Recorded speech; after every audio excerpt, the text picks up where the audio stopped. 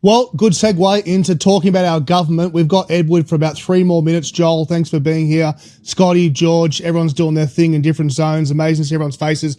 Edward, while we're talking about it, go ahead, Ed. Let us know what's happened and also where we're at today. So yesterday, the Carroll government in Victoria, this is yesterday being Wednesday the 12th of August, the Carroll government announced explicitly in a press release and in a bill that they had introduced to the Parliament that they are shutting down the Red Union. It is a blatant form of corruption. This has happened before to us in 2022. The Palaszczuk government tried to shut us down in Queensland, and we had to reincorporate in another state, which was Victoria. So that's where we face ourselves at the moment. There were fears initially that this would be rushed through, but I think to a lot of quality community work, including Turning Point Australia, getting onto it extraordinarily quickly last night, that sort of scuttled those plans. So the latest is that this bill has been pushed back for 2 more weeks. And will likely be brought forth in at least in the lower house on the 26th of August. Rather, it'll pass the lower house. Labor have got the numbers. It's the upper house which matters. But we've got 2 weeks now to develop a strong campaign and make sure that the Labor Party knows they'll be held to pay if they pass this sort of thing. So a bit of background, I guess, for the listeners. Red Union are a group of alternative unions that aren't affiliated with the Labor Party. As George mentioned, historically, we stood up for workers during the COVID-19 mandates. Even at the time, no matter what you thought about the vaccine, it was clear and obvious to everyone that the mandates were unjust. So we took the controversial view of backing our members in rather than throwing them under the bus and siding with the government of the day, which was their employer. So that's what the other unions did. The Labor Party aligned ones, which are ideological, I guess, carriers of the left-wing machine. And that's what this is all about today. So I believe that this command that Ben Carroll has sort of administrated here has come straight from Trades Hall, the peak union body here in Victoria. And I think what you'll see is a lot of groups, not just the Red Unions, are going to be affected extraordinarily detrimentally from these laws. And you're going to have pushback from a number of different groups, including the Greens. Because there is a alternative union, the Retail and Fast Food Workers Union, RAFU, and they are a non-Labor Party aligned union that is in direct competition with Ben Carroll's union, the SDA.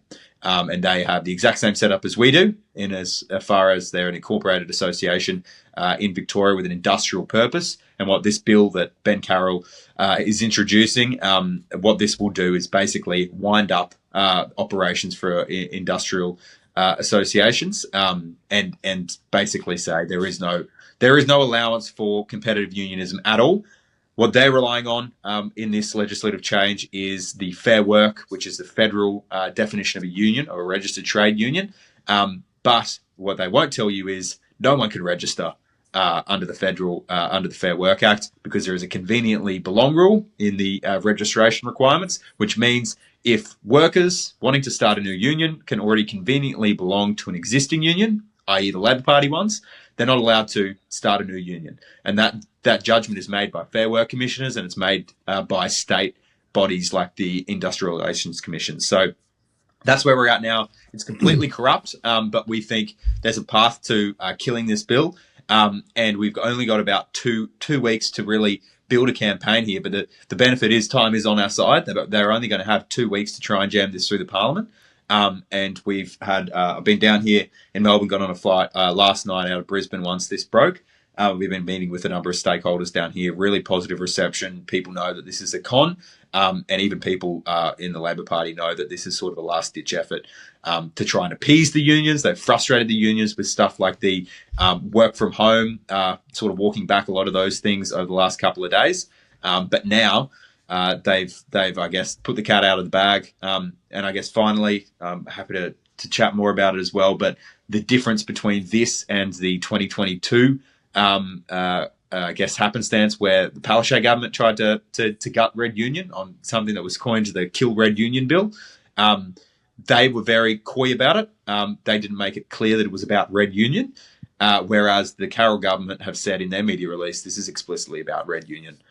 They've named us as fake unions. They've named us as the red unions, which purport to represent members, but can't actually industrially represent members. But then in the legislation, in the proposed legislation, they define us as an incorporated entity with a industrial purpose. So they say we can't do the industrial work, but they also define us as having and doing the industrial work. So that's where we're at the moment. The other caveat being it's an omnibus bill.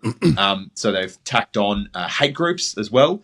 So basically trying to siphon off the debate to say if you're for freedom of association, which is a pretty left-wing value, it's a pretty, or the free market, which is a pretty liberal value, then you're also for these Nazi hate groups being able to incorporate and create things. But there's a lot of movement there. We've got a lot of institutions that we've been speaking to recently, and we're going to have a lot to say on this over the next 2 weeks. You're going to have big institutions, big organisations coming out against this, and just want to thank Joel as well and the Turning Point team for getting that done. That initial campaign last night has certainly bought a lot of time, and now we've got 2 weeks to kill this bill. This is what I want to jump into. Joel, I'll come to you straight away first. For people watching at home, and you might not even care what's going on in Victoria. You might not care about red unions, any unions, but if you're watching, you have somewhat of a care about politics. And the reason I think this is important to talk about is because something tried to go through pretty sneakily. And then Edward jumps on a plane, along with a bunch of his workers and colleagues. Turning Point jump into action. A bunch of people behind the scenes start doing stuff, and they're actually able to have an impact. So people at home who sometimes feel helpless, like, they just do what they want to do and we can't stop them. That's why these kind of organisations like Turning Point, like the stuff that Australian Lobby Group does and the work that Ed's doing, you can actually slow things down, then start to lobby, then because these guys are amazing politicians. You can say what you want about Labor, but they're very flippin' good at what they do, and they give you no time, no sleep, bills this big. You don't and we need people doing stuff. So it's a little bit of hope and encouragement. Hey, there actually is a way to slow things down. Turning Point serves a purpose. Go into that, Joel, about what you were able to pull together last night, just to at least get, the alarm bells going out to people, MPs getting emailed. Talk to the people about how they can be a part of it. Yeah, look. To be clear, we aren't 100% sure if it was our actions that actually did it, but I think it helped to an extent. We don't know what they're talking about internally, but I think we'll find out as time goes along. But we did send thousands of emails starting last night. Within, I think Ed called me about 4 p.m. yesterday, and within about 4 hours, the team put together, Soraya and the rest of the team, they put together an email tool to mass email key MPs in the upper house, because in the lower house this will clearly pass, but in the upper house it may not. And there's a big crossbench there. And so I started looking at every single member of the crossbench and thinking, what can I do for each of these members in order to get them to vote against this bill? So the Coalition has 13, the Greens have 4, Legalised Cannabis has 2, Animal Justice has 1, and there's a few others as well, Limbrick and One Nation. From Libertarians. And so it was like, okay, how can we get all these guys to basically reject this bill? And it's just about Ed's gone through systematically and talked to every single one of them and explained, hey, we've got 8,000 members in Victoria with the Red Union. This is going to affect us around the country. This will have repercussions for your party, and just going through the motions. And it's a perfect time for the bill to come up because the election's around the corner. A lot of these guys, they don't want to cop an immediate backlash with something as fresh as removing a union. I mean, we have to appreciate for a sec, the Red Union is competitive versus other unions. That's why other unions want them gone. They have at least a 50% better price tag on giving insurance to a lot of these employees that are out there that are under a union. And on top of that, I mean, the idea that you're going to get rid of that for these people, for these nurses or teachers or whoever, is a big deal. It's a huge deal for them and in their life to go to another union. And so this to me affects families. This was a very easy decision for me and the team to drop everything and go for it. And again, there's a lot of fights going on in the country right now. But look, it's good we've bought a bit of time. I don't know how or why or what that the case is, but clearly Ed's had an impact going down to Victoria and actually having a face-to-face with who they are. Like, oh, this is the Red Union, Ed Schuller, and this is what they're about, and this is how it's going to affect them. And so, so I'm really eager to see how the fight goes between now and the 26th of August for this particular thing. But yeah, guys, that's politics. That's what we do. Yeah. That's what we're trying to teach you. That's how you can actually make a difference in this country. And that's just one particular fight that you can make a difference in. I'm also not an advocate for unions by any means, but people at home need to understand too. If you're going to have unions, you need lots of unions, because if you have one union or only unions that associate and fund a certain party, you end up with a monopoly and influence, and it's not healthy. Scotty, you would know, you need competition. Marketplace competition is what keeps things fair. Otherwise, you're going to have, like, if you've only got one union as opposed to, say, 10 or 5 options, what's the one union start doing? The fees get higher. The politics get more and more narrow. They have a bigger... the service drops, right? If you're a monopoly, the service is never great because there's nothing to compete against.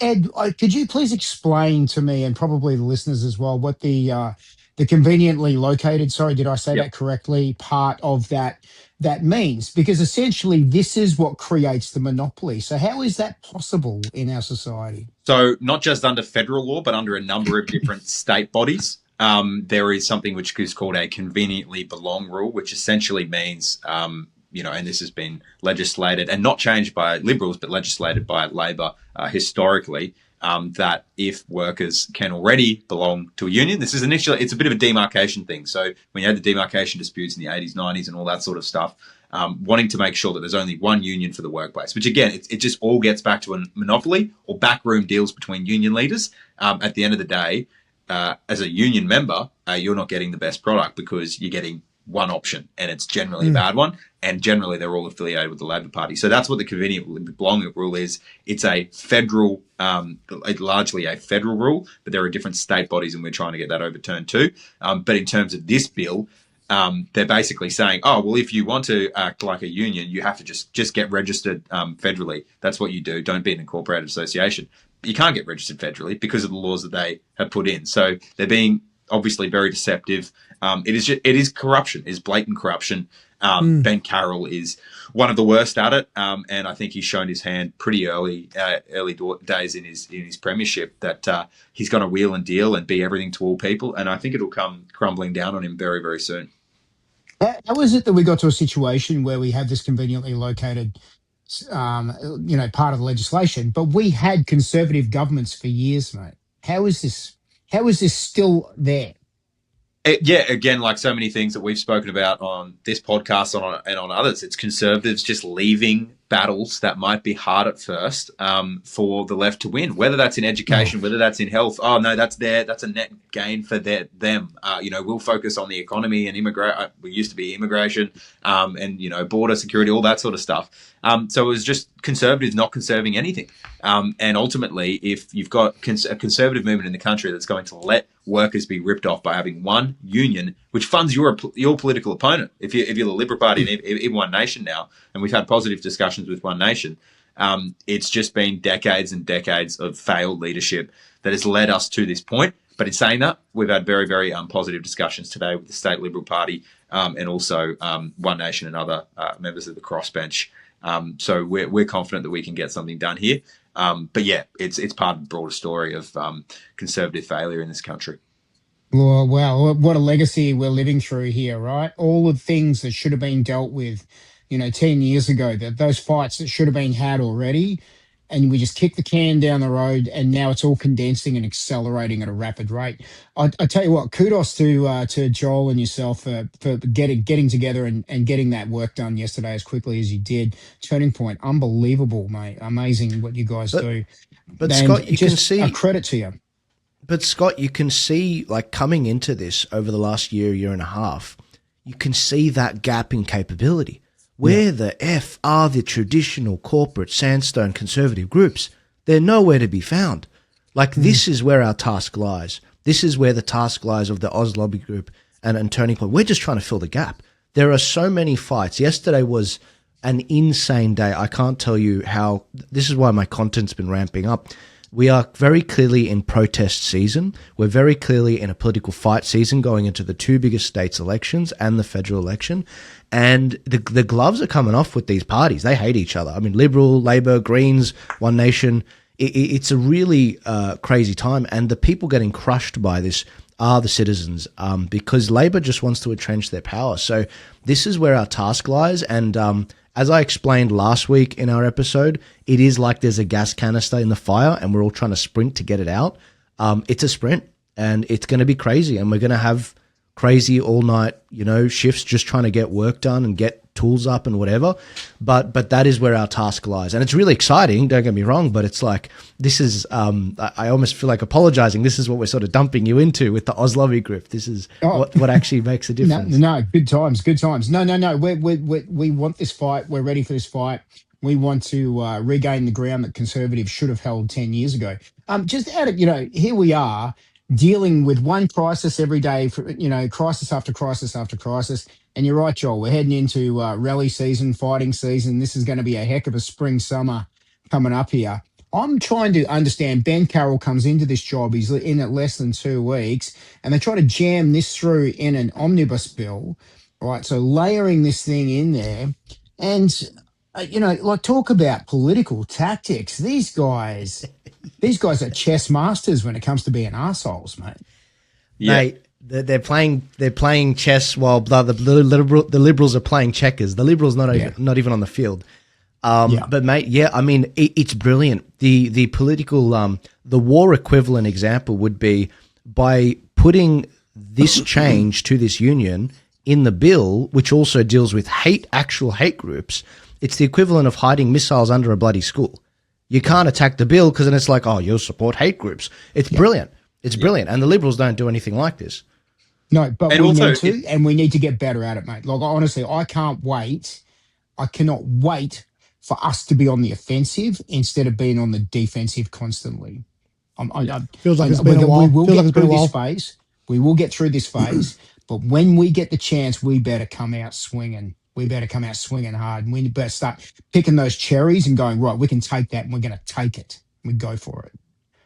Go ahead. Last thing I'll say, guys, and then I'll drop off and leave you to it. But the most egregious thing in this bill, obviously, is an omnibus bill. But it's basically treating the members of our unions, which are just hardworking nurses and teachers that want a good deal with their union membership and just want to put food on the table for their family. They're putting them in the same category as registered terrorist organizations. Like, it's essentially, if you're a member of a red union, you're going to be treated the same way that if you're a member of Hezbollah. And if Hezbollah Incorporated in Victoria wants to try and organise, well, they're going to get the same treatment as Red Union.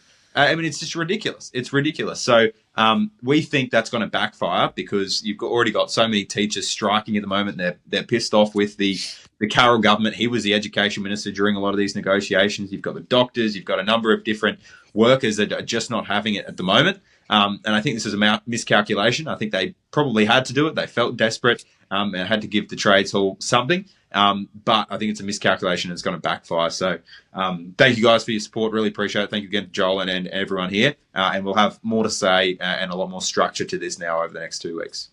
No worries, mate. We'll see you later. God bless and rest up. Thank you.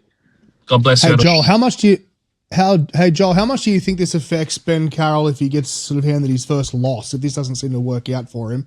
I'm guessing this is the only surprising, like Scotty said, pretty quick. It was obviously in the works for a while, and it seems like we're just going to run it with Ben. It wouldn't have worked for Jacinta because she was the whole everyone can work from home, and now they're trying to walk some of that back to get some gains again. How does this affect him if he gets handed a loss here, doesn't get through? Oh, it totally stunts his momentum. This guy was actually managed to turn around and get a boost in the polls once the leadership change happened, and the Liberals have not been able to come out with one cohesive piece of, legislation or positions for the election. The best they had was, we're going to pass a bill that basically makes bins get picked up every week. And I was like, guys, that's a state issue. Now, whilst you can pass a bloody bill for local issues and make them all do it, 60% of councils basically already pick it up every week. This is your top priority. While corruption and home invasions are happening and crime's out of control and corruption, And then on top of that, the other one, just watching one of their policies on hospitals, they were talking about basically having armed police in hospitals, and they hadn't even checked with any hospitals properly. They checked with like one, and the press conference for that announcement was a complete disaster. And so Ben Carroll's had it very smooth sailing for some time. This could actually be a circuit breaker that starts to shift it in the opposite direction ahead of the election. So it's a huge threat if this does actually, we stop it somehow, it will be a huge threat for him. Let's have a look at the One Nation news, hey? A bit of Pauline Hanson, all those really well-educated students getting together, thinking for themselves. A couple of things we want to touch on. I'll show this quick video. I haven't actually watched this yet, but this is a quick video of what happened, and then we'll talk about news.com and the image they use, and we'll touch on why these students are apparently protesting against Pauline Hanson. Who have walked out of the classroom protesting against Pauline Hanson and One Nation. Students from public and private schools have gathered here today at the State Library. I spoke to some of them today. Here's what they had to say. I want to stand against Pauline Hanson. I don't want Australia to be more associated with the US than it already is. I don't want our resources to go to wars in the Middle East that are oppressing people like the Palestinians in Gaza. And that's why I'm here.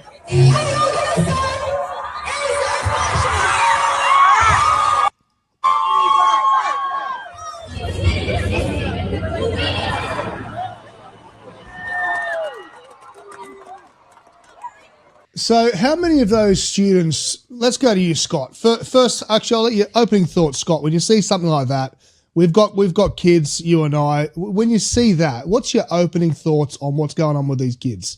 Well, look, the rallies were organised by the National Union of Students, and affiliates that are socialist aligned, and these kind of groups that have infiltrated the education system, the other unions that Ed was talking about. And I look at these kids and go, well, I would have done anything for a day off school when I was their age as well, mate. So, I would have ditched school and literally gone along. You saw plenty of them there in the school uniforms.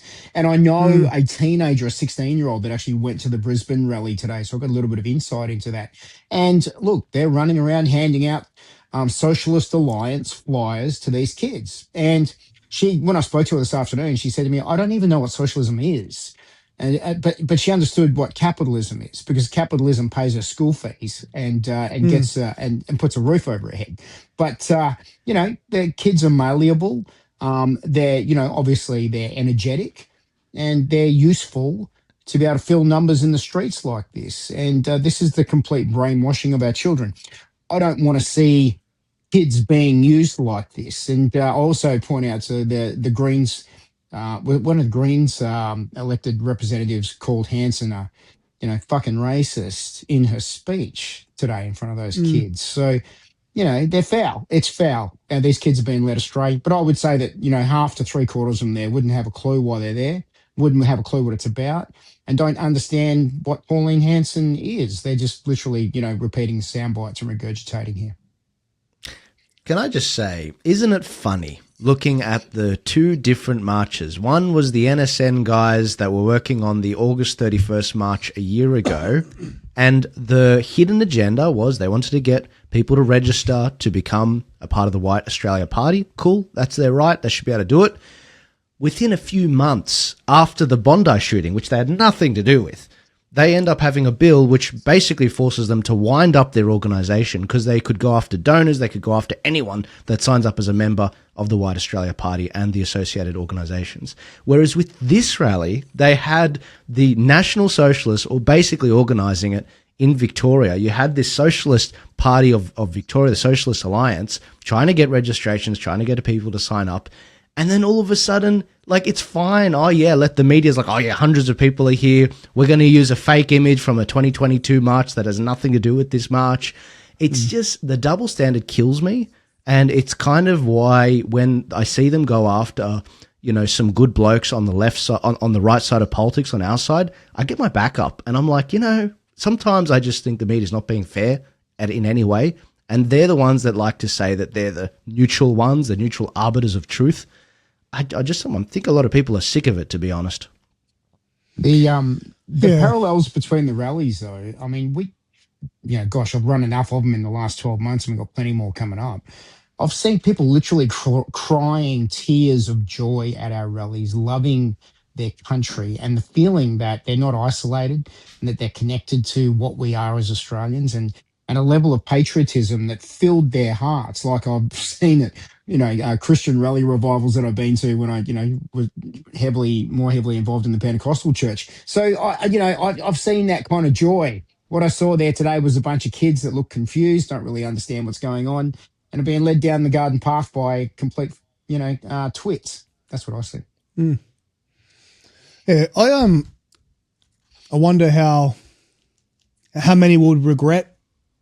I've done things that I regret, right? I'm just wondering how many of those kids are going to. There would have been some Year 12 kids there that enter the workforce next couple of years, and sooner or later, I wonder how many of them will regret. I wonder how many parents are a bit disappointed their kids went to it. I wonder how many parents told their kids they have to go to it. I just don't think there'd be many kids out there making their own mind up with a clear and clarity on actually what's going on. And just seeing some of the signs. I mean, you got Pauline Hanson there with devil horns and stuff, and people just it doesn't make sense. Like they've never obviously read one of her policies, heard her talk about anything. Like you said, they're just regurgitating sound bites from stuff, but none of it actually aligns with who she is. But the media's doing a good job of smearing it. And as we've been saying for weeks, this is going to ramp up every week, right? Because I think they just know that there's no stopping the momentum that she's got.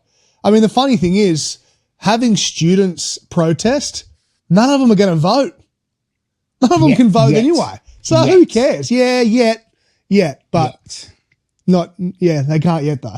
But you know what's funny, guys? There's something really interesting happening. The socialists in Victoria, I keep calling them national socialists, I mean socialists, they are actually very organised in Victoria in elections, and they run candidates in every seat. They're very good. And in some ways, they're more organised than some major parties. And when I look at them in Victoria, they will eat the lunch of the Greens. They say the Greens don't go far enough. They will eat the lunch of the Teals or even the Labor Party. And whilst economic conditions get worse, you are looking at the epicenter of the factory of bad ideas, which in Australia, which is Victoria, and that is the place where these guys are going to actually get elected, believe it or not. And it's kind of crazy to think about it, but as things get worse down there, just as on the right wing of politics, One Nation is getting more powerful and more votes, the lefties are going to start to send more and more crazy people. And so keep an eye out for it. George, your thoughts on the students taking some time off school to march and show their solidarity and their hatred for Pauline Hanson? What's your thoughts on that? There's a few things to echo here, but I just want to reinforce what Joel is saying. We're already seeing this in America with the Social Democrats there. We're already seeing candidates going through.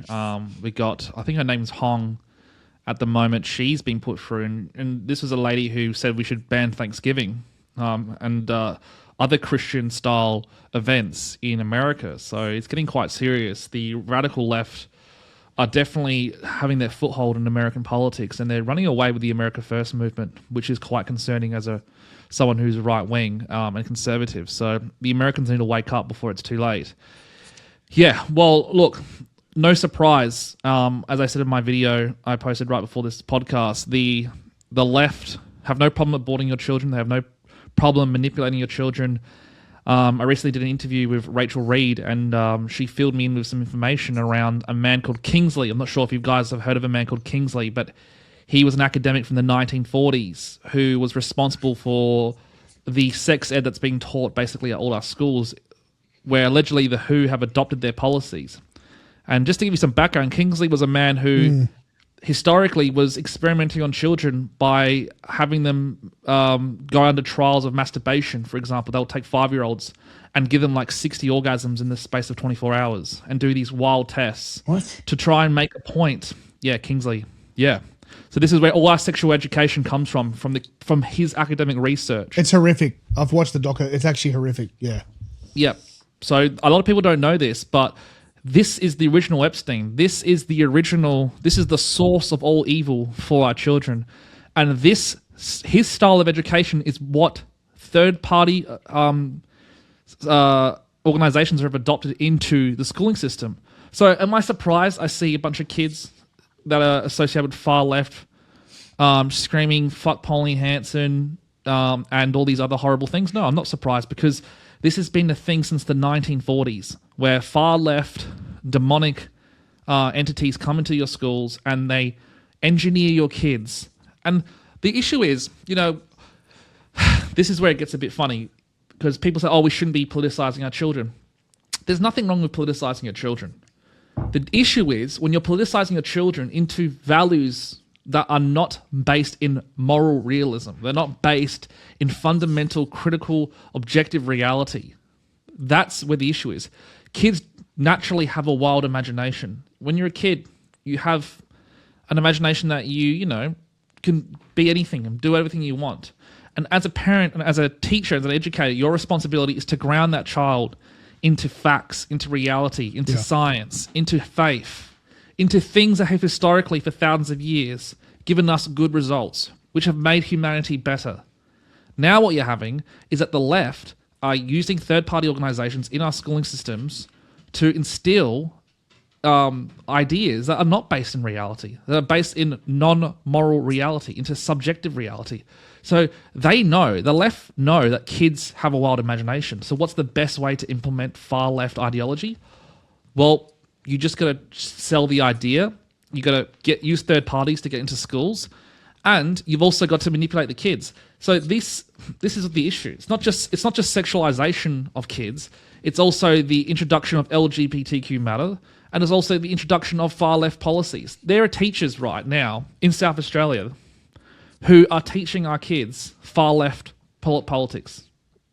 There are teachers who have there are kids who basically are made to acknowledge the country, for example, with Aboriginal ideology, and to hate their own flag. They're being taught this at schools. Like toddlers are being taught this stuff at schools now.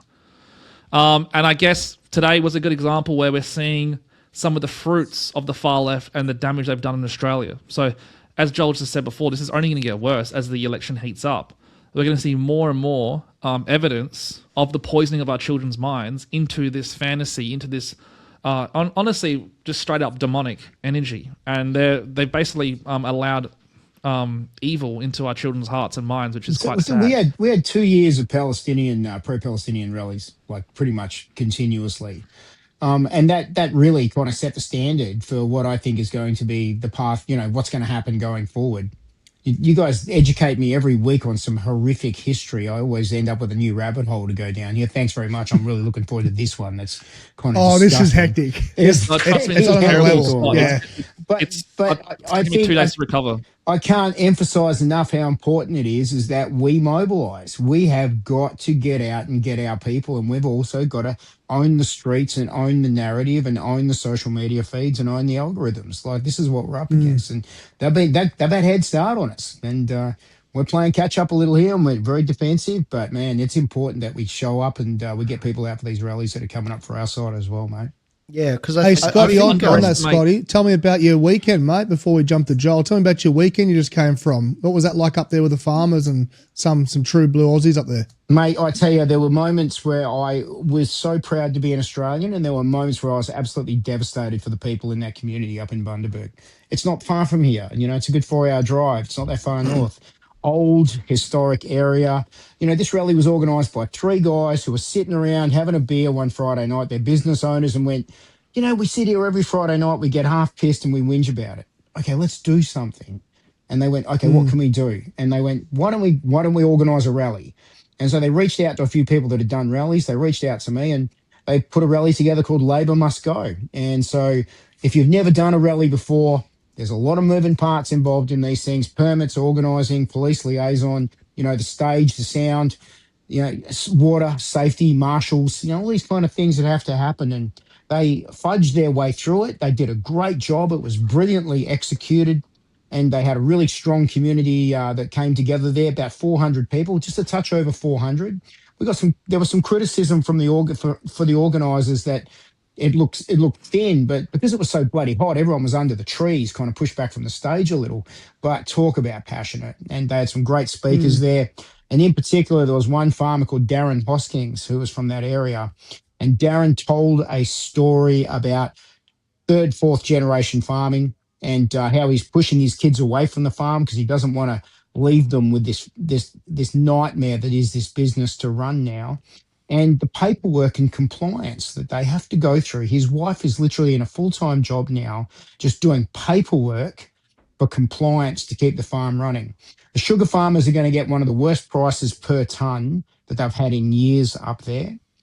They were sold this dream that the European free trade deal was going to, be a bumper for sugar producers. Turns out that the European free trade deal went from 1/3 of a ship every year of sugar to one full ship per year of sugar. That's it, one full ship. Huge. They've got a shed in Bundaberg that holds 3 ships alone, right? Just in Bundy, stored there right now, sitting there waiting to go. Some of these farmers have tried to pivot to vegetables and they've been screwed by Coles and Woolies in the process. And so everywhere they turn, they just get nailed. We had homeless people from the homeless camp at the bridge up the road from us come down to see us and thank us for trying to do something to try and turn the narrative around in this country. Because, mate, they're just being left behind. And places like Bundaberg got drug problems, they've got crime problems, they've got homeless camps. And this is a beautiful regional centre. From the outside, it looks great, but you just look underneath and it gets a little rough. So great to see the locals putting it together, mate. Besides the macro issues that are affecting everyone, what was the common sort of theme? I know everyone's obviously struggling, but what was the one thing they were just up in arms about? Obviously, the whole thing was Labor must go, but like, why though? The acceleration of the punches in the face, and I guess we touched on this a little earlier now. And Joel's talking about the gas can that's sitting in the fire waiting to explode. Is all of these people in that area that run businesses, run farms, run sawmills, run building companies. Every single one of them said this is the hardest economic conditions that they've ever operated in. And it's purely because of the death by 1,000 cuts, the continual legislation, the continual compliance, and the continual cost to keep their businesses going. And, I'm talking to a lady that was working 15 hours a day in a cafe that she owns, a hamburger shop, and she paid herself $2,600 in the last 12 months. $2,600. That's the most she could make out of it. That's all the profit they made. And this is the worst year she's ever had in business. She's had the place for years. Like it's just that continual feeling that they're all going backwards and they're not getting ahead anymore. And that the opportunity to move ahead just isn't there now. So local people, Labor must go rally, and they decided that they're going to put together some information to help other people run rallies in their own towns to get active and engaged. And look, one of the organisers thought that 10,000 people were going to show up in Bundaberg. He was very optimistic. And, he had to set his expectations and say, mate, 400 in a town like Bundy is a win. It's amazing. Because you'll turn that into 1 million views on social media in 72 hours, which is exactly what happened on the social media content. Across all the platforms, it got 1 million views. And that's exactly what you're aiming for. You're showing people social proof that it's okay to stand together and say, look, we've had enough and we want an alternative. Here, Joel. Yeah, people have always asked me over the years, what's the purpose of the rallies? And the actual benefit of the rallies is it's a statement of what you believe. And what does that mean and why is that important? It's a baptism. It's like getting baptized. It's a bit like getting baptized. It helps you. It's kind of like church. You're attending church. It is our way of coming together and espousing what we believe, except it's not religious. But in a way, it kind of is. It's theological. But when it comes to what it does to other people that didn't attend, they get FOMO.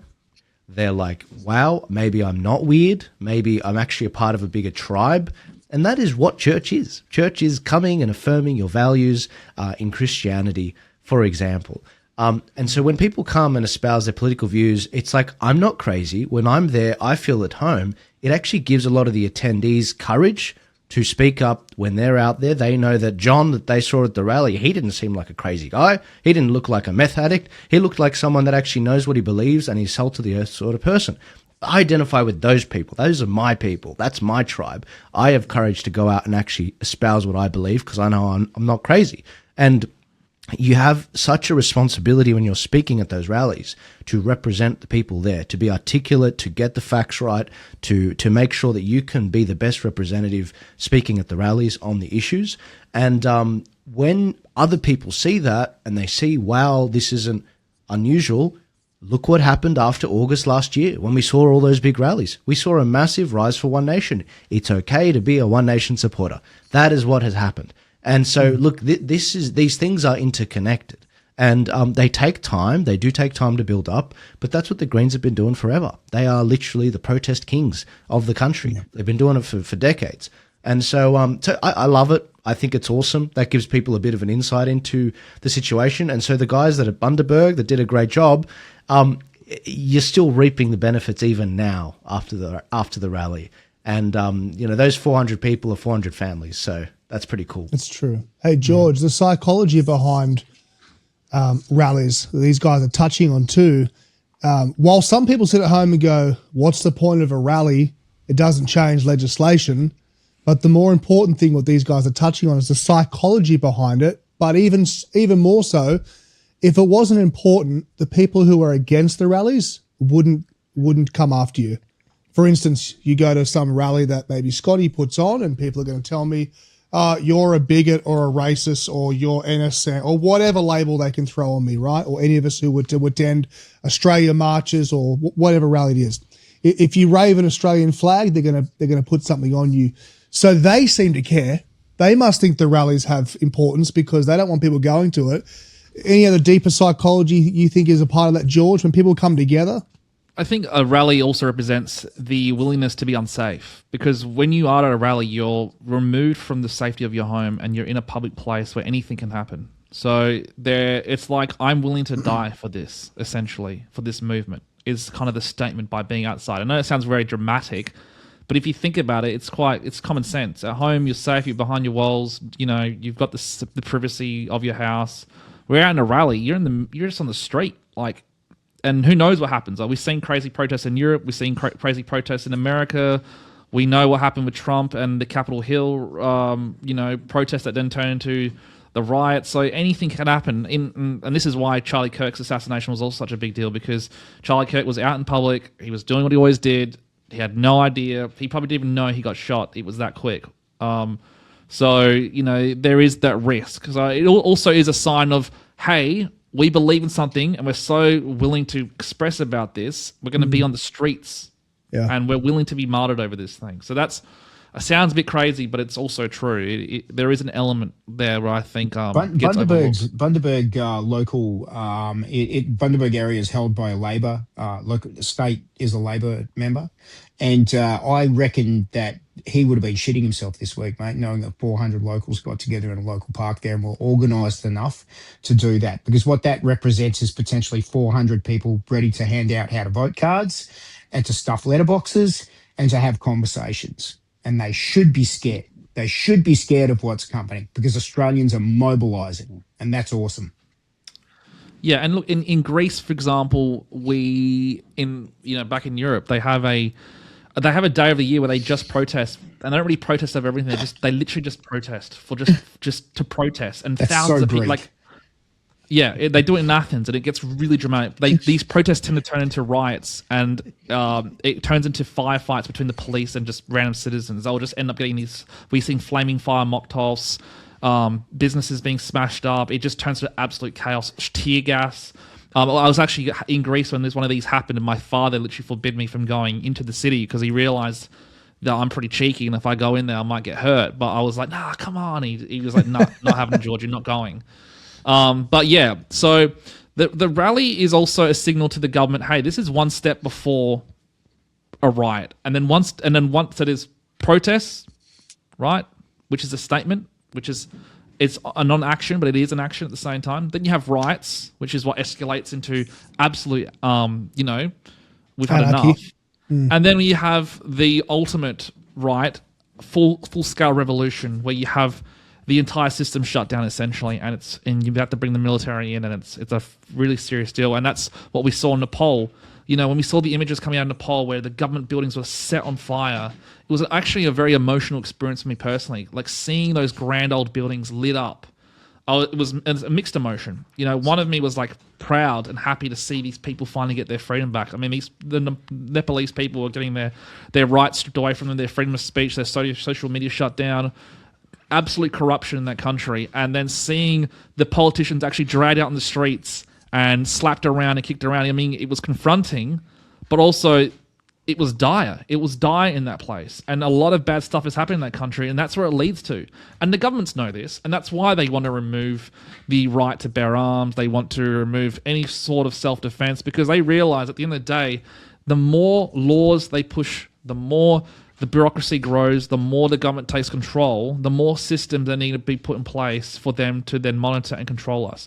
That's why the threat of digital ID is very significant. That's why these data centers, we need to keep an eye on what will these data centers be utilized for? What's the purpose of instilling 5G, 6G, 7G? Why this rapid desire for AI? Why is the AI boom such a big deal? Why is drone technology such a big deal?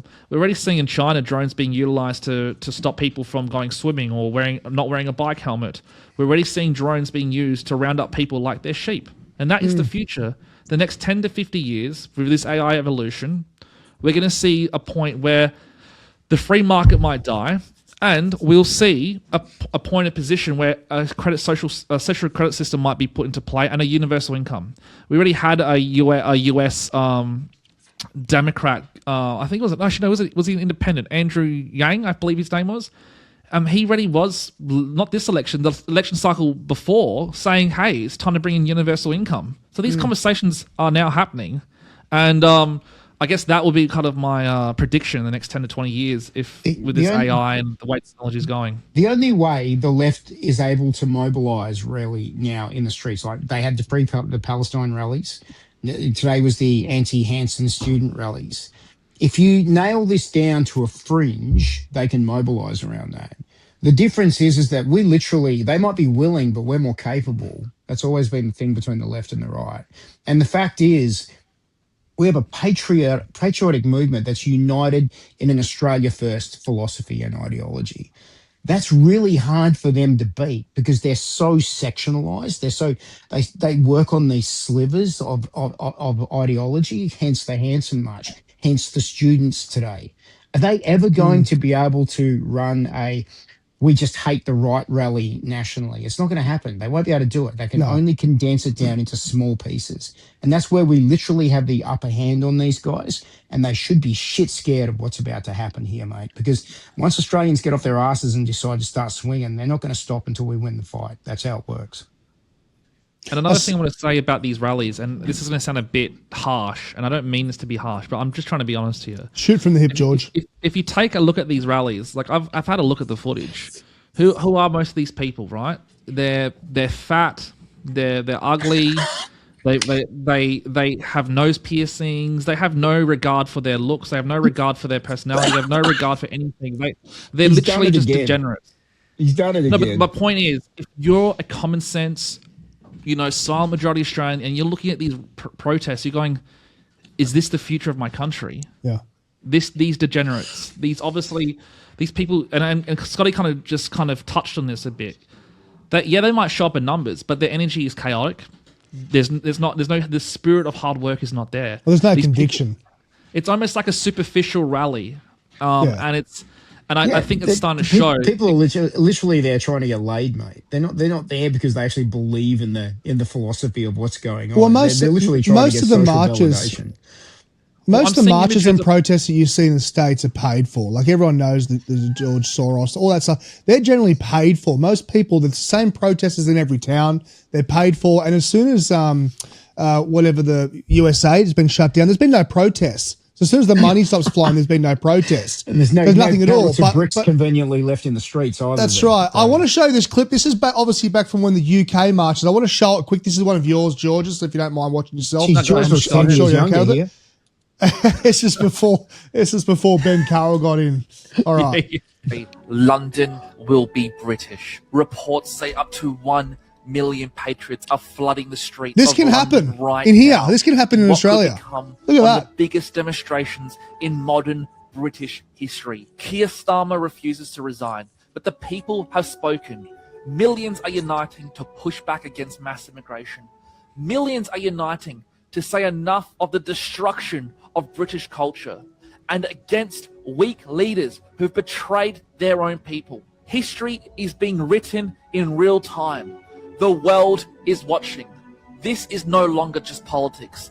This is about nationhood, culture, sovereignty, and the future of the United Kingdom itself. To every patriot in Britain today, stand for your country, stand for your people, and ignite the courage needed across the Commonwealth before it's too late.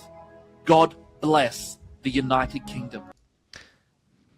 Nice. And that video, by the way, reached 9 million views in 24 hours. Making me emotional, George. Making me emotional. And that video was shut down by the United Kingdom government. It was then, they used some weird backdoor AI thing saying, because it was an AI image in the thumbnail, they allowed it to be covered. So you actually can't see that video unless there's 2 different videos I made. But yeah, it just goes to show you can have an impact on the streets, on the social media, on the algorithm, organized, non-organized, the union, like the Red Union. This is the time to step up. This is not the time to back down. And as I said, we're not up against anything. We're not up against the divine here. We're up against degenerate, satanic people. So there's nothing to be afraid of. And I think the Overton window has shifted enough where, it's okay to just be shameless. Trump and all his faults, one thing he was good at was being shameless.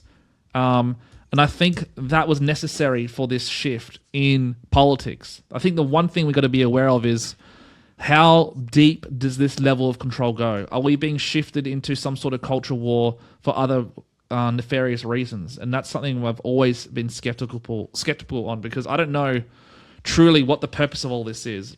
Are we also being played into the algorithm? Is the algorithm controlling us, or are we being or are we controlling the algorithm? Is, I guess, the question that sometimes we need to ask ourselves. And I ask myself every single day. Every time I make a video, I'm going, what are we really doing right now? But look, the reality is, at the end of the day, Australia needs to get its bowls back. Literally needs to get its bowls back. Yeah. The way the economy looks now, it's terrible. Like, we have a really poor situation, and I think we've only got about 10 years now to really pull through.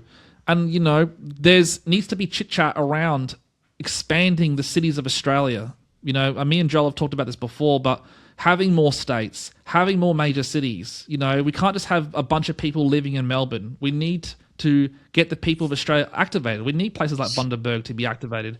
We need manufacturing, and we need city centres to actually become, part of Australia. And that's one reason why the United States is such a prosperous place, because it's not just one state with all the people there. There's states everywhere with people and towns. It allows prosperity, allows more innovation inside of a country. And the reason why the Australian economic atmosphere is like this is because back 200 years ago, we only had horses, right? You could only get around on a horse. We were very isolated. The cities of Australia were very isolated.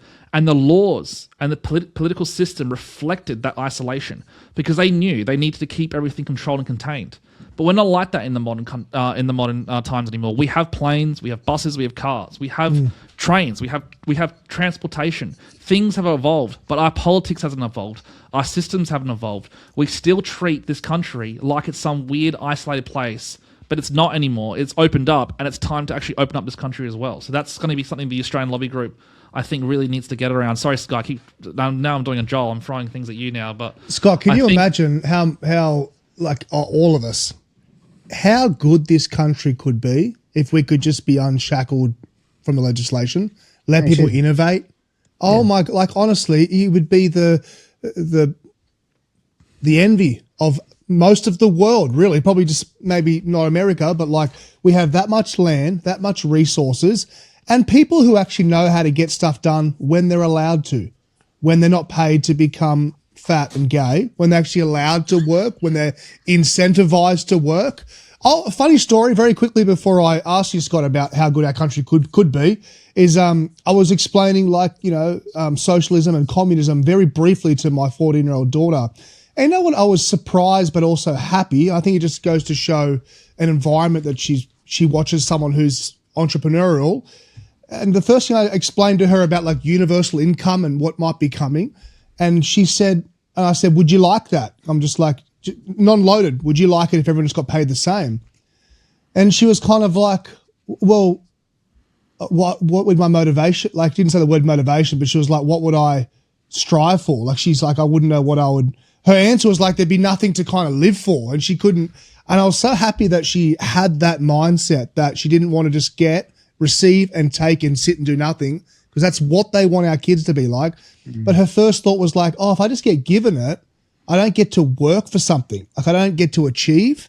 And that's something that like the Australian spirit used to be, look what we can achieve. I think about the first land settlements where they'd go out in the horses, like, and they would like, you race to it, you get your little piece of land, you settle, and the achievement, you start building your home and you grab your wife and you say, let's make a kid. And you just do that for 20 years. And now it's like the opposite. The opposite is like, oh, if you buy a home, we're going to penalize you for that. If you start a business, we're going to penalize you for that. If you have kids, we're going to penalize you for that. If you have an abortion, we'll pay you for that. But if you grow a small business and employ people, we'll penalise you for that. If you do anything innovative, we're going to put some legislation around you. We are the opposite of what the Australian spirit was. Does it motivate you, Scotty, with the Australian lobby group? I've just actually got your website up. I'm going to bring it on the screen for a second because I want just to take this opportunity to talk to some people about what you guys do, but also your key policies in relation to the marches that are coming up. And now after all that little last 10 minutes of discussion, people might have an idea of like, okay, maybe they'll go to a march for this reason now. They might get over the whole idea like marches don't do anything. Well, forming a mob does something. So I'll bring your page up, but talk to me a little bit about the Australian Lobby Group and the key policies. Well, the Australian Lobby Group was literally formed, like Joel said before, because there is a void in this second-tier support for what should be good, strong conservative movements or family-based and faith-based movements in Australia as well, like leading into our politics. And so the ALG is a formalised version of what was the rally movement. So you can rally until the cows come home. You can all march. We've done 4 of them. But what we had to do was muster enough people to get together to create something that was a bit more formal with a structure that had the legitimacy to go to Canberra, had the legitimacy to create policy, and also got the doors open of politicians that went, oh, you guys actually have people behind you, resources behind you, intellectuals behind you, as well as just grassroots movement to influence change in the country. You know, we're seeing plenty of people do this around the world, and Australia has a space for that, and it certainly evolved last year because our politics has become so lousy. And, you know, and these things take time to build. Let's all remember, it's August. We launched this at Christmas. We're only 8 months into this journey. But, you know, we would love to see this thing go that step further. We'd love to create what we call an Australia First Policy Institute that becomes a more formal structure, much like the Australia Institute, putting data together so that when Senate estimates happen, we have our guys presenting information to the senators and to the politicians there to prove why our policies and our ideas are a better direction for the country. Because we all know, we've all sat here and watched this happen. Brodie used a great example just a second ago of, you know, our country is falling behind. We're losing confidence that there is a future here. But do you know who feels like that image in your mind of the great horse race or the race out west to plant your stake and get your land? People from the subcontinent coming to Australia feel like that. People migrating here from other countries feel like that. They're coming here going, we can have a stake in Australia because Australia's opened its doors to us. So let's race out there and plant our stake and take our bit. But meanwhile, the people who are living there, in this case, let's pretend, you know, the American Red Indians, the Cherokee on the land, are literally being dispersed. They're losing their opportunity and they're being herded into reservations while all the other opportunities are being thrown open to people that weren't here before. So the ALG has been literally formed to create a formal structure where you can have rallies and you can have policy that's directing that energy towards getting change to happen in this country. And so the ALG is really that formalised position of the rally movement. And it's fantastic. I love owning a lobby group. I love it that politicians want to ring me and talk to me and have conversations about what our positions are, because we've got thousands and thousands and thousands of members, clients of the lobby group now that literally are prepared to, you know, hand out how to votes, donate, and advocate for the positions that we currently have. And obviously our big one here is the end mass immigration, mate. That's all. Are these the 13? Is that 13 of them there? Is that the There's kind of 14, I believe, you guys, there, mate. 14. Yep. So you got Emergency Energy and Economic Security Plan 2026. You got End Mass Immigration, Scrap Net Zero Mandates for Affordable Baseload Power, Raise the tax-free threshold to 60,000. It's a good one. Ban membership in globalist organisations.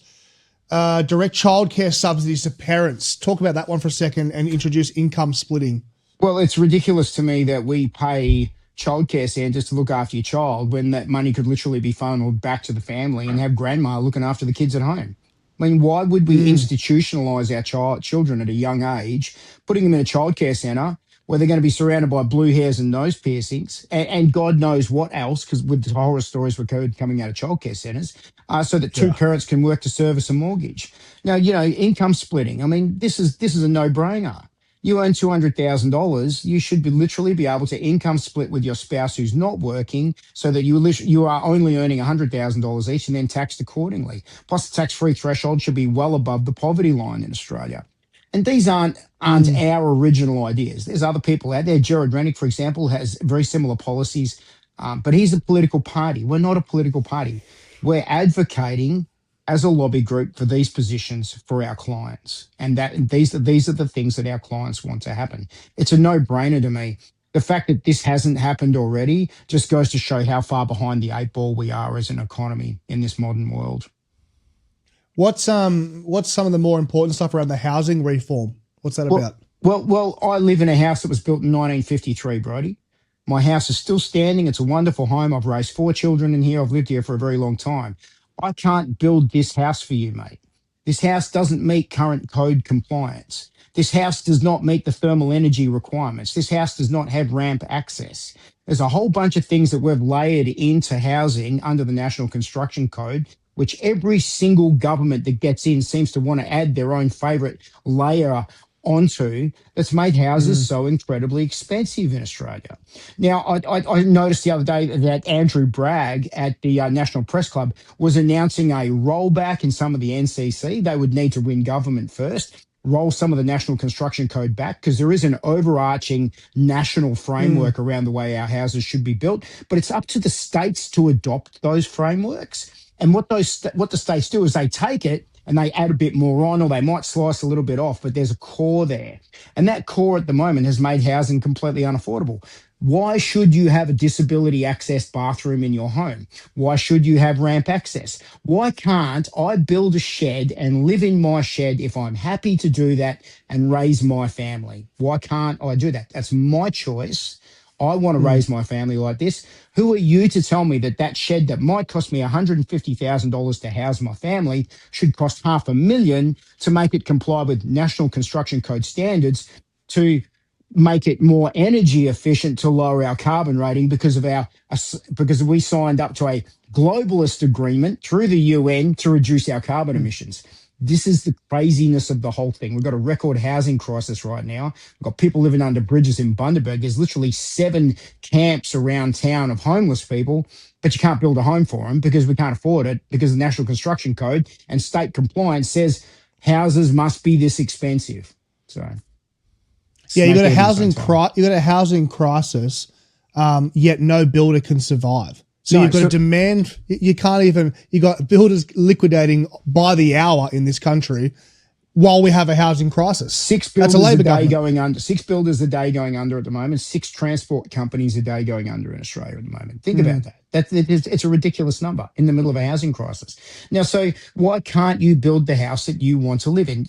If it passes an engineering standard, it's structural, it's not going to fall down, and it's safe, and it's providing shelter for your family, there's no reason not to build it. But it's once again death by 1,000 cuts, mate.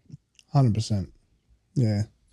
So I mean, it's good to create policy. We have had a lot of input for some really smart people. We'll continue to build on that. And as I said before, we want to be pushing this into Senate estimates and getting it in front of the politicians so that they understand what the real repercussions of adding another layer of bureaucracy or adding another compliance in. So I want to show this clip as we sort of come to an end, but a little bit more of how much the heat is going to continue. Anyone associated, I mean, I agree. I watched this video, Joel. I'll show it and then we'll sort of talk about how the mainstream media have complete disregard for the people they're throwing under the bus, but also falsely labelling. Nazi Ties has joined One Nation as a rank and file member Andre Nice suit, Mamet, who mate. goes by Osmax online, interviewed Pauline Hanson at a Conservative conference in the UK last month. He was also filmed shaking hands with the National Socialist Network in Melbourne. That's why people call the media the enemy of the people, because they're more than happy to ruin this young man's life so that he can never get employment ever again. Andre was literally with me at CPAC in the USA. And in case you didn't know, I'm not a white guy. I'm not a Nazi. And this is a kid where, as you can see in this photo, we had a great time over there. We enjoyed listening to various different ideas. Now, just because he shook hands with someone from the NSN doesn't mean that he wants to basically kill all brown people or whatever. And so the idea that you're going after this kid so that he can't get employment in the future, you guys should apologize to this young man. The corporate media, you wonder why your viewership keeps going down and why alternative media keeps going up. It's because you pull these stupid stunts. And to make matters worse, what does this have to do with Pauline? What does this have to do with her? This has nothing to do with her. Yeah, I mean, mate, I'm just sick of it. I'm just sick of it. Like I'll openly say this. I have been to lunch with NSN guys. I've had beers with NSN guys. I've had chats with them. I've challenged them privately on the stuff that they believe about me, that I will never be an Australian or whatever. And I've had a meal about it, and we've had disagreements about it publicly as well. But like, we're meant to confront ideas we don't agree with. We're meant to confront them. Let's start from that premise. And if I can't do that because I'm going to be a Nazi, that because I didn't punch them when I saw them, I mean, it's ridiculous. It's ridiculous. And the media making it sound like One Nation as a result is full of Nazi sort of sympathizer followers. It's like, what are you doing? What are you doing? And to be clear, this kid is not the sort of person that is going to go and steal a mic off a journalist in the middle of a rally. He's a very well-behaved guy. He's actually quite a gentleman. And look, to be clear, he does a lot of edgy stuff. He does a lot of edgy content. He loves Australia. He doesn't like the direction it's going down, but he'd never sink to the level of what we've seen in the rallies today. He's actually quite a classy dude in that sense. And so, look, I'm not having it. I'm not having it. You won't see the media do a big hit on me about, oh, he's with the Nazis, because it doesn't work. My eyebrows are too thick and my beard is too thick. But when it comes to this kid, this white kid, they're happy to ruin his life forever, make sure he never gets, they don't care if he has a kid, he'll get the Joel Davis treatment, where his wife gets harassed by the media. He's not allowed to see his kid. He's not allowed a Bible around Christmas. And I'm not having it. This is not the country that Australia was meant to be. This is not why the Anzacs died. And it really shit me today. And I was in a tux. I was like, this couldn't wait. And I wanted to get in front of it because people are sick of this shit. And I don't want to see another young man have his life ruined because the media just needed to fill a quota of a story today. And again, this journalist on the TV, this useful idiot, she shouldn't be doing this stuff unless she knows for a fact this kid is XYZ. Like, I get it. This is from the organization, but this is how you make enemies. And this is why the lefties steal your mic and why the right-wing people call you the enemy of the people. And I just had to crack the shit today. I was really annoyed. Here. I will tell you, your eyebrows look sensational in that video. I didn't know whether to look there or the bow tie. On fire. Hey, but while we talk about it, do we think it works? Do we actually think this works? Because I think most people are... I mean, it works to the people who have already made up their mind that they're going to be progressive lunatic lefties. It works for them. So they're in their own echo chamber. My brother-in-law, who...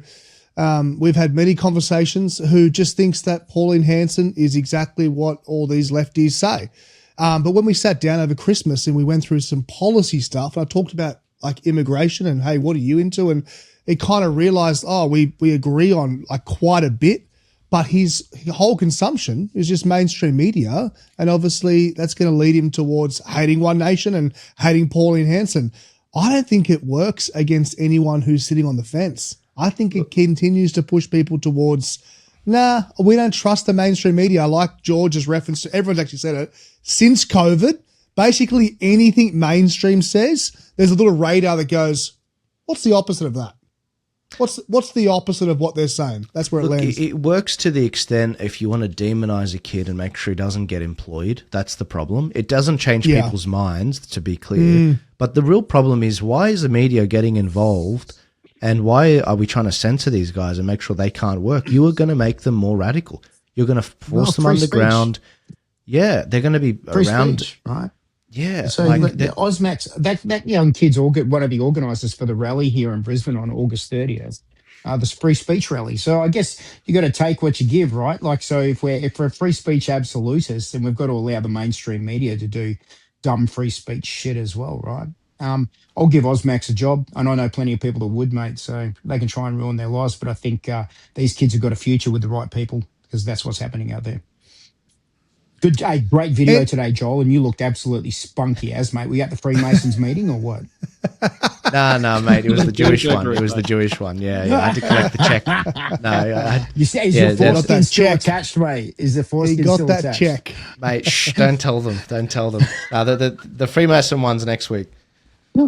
Is there anything to add, lads, before we wrap it up? George, you've been very quiet, mate. You deep thinking, or you're right? He misses his Indian Uber driver. No, he's just wondering how to put it delicately. How do we get these bums off the street? Who are we hanging this week, George? No, it's just been a busy week, and no, I'm just observing and hearing you guys. I'm just very happy with everything. So,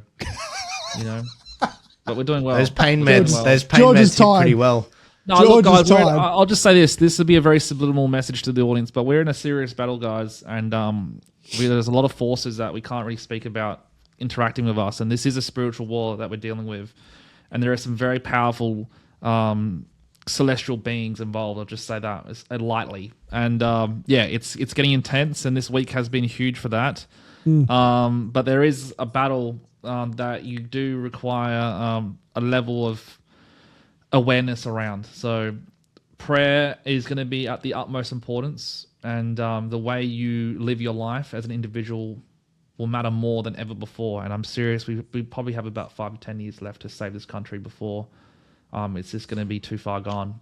So I am very hopeful, though. There are very promising signs, and I think Australia has a unique opportunity not only to survive the next 5 to 10 years, but also become its own super nation. We could see Australia become the next America, in the sense where we have our moment and we do rise up and we do become the world's greatest country. So I don't really believe that, but it's going to take some courage now from the Australian people, and also,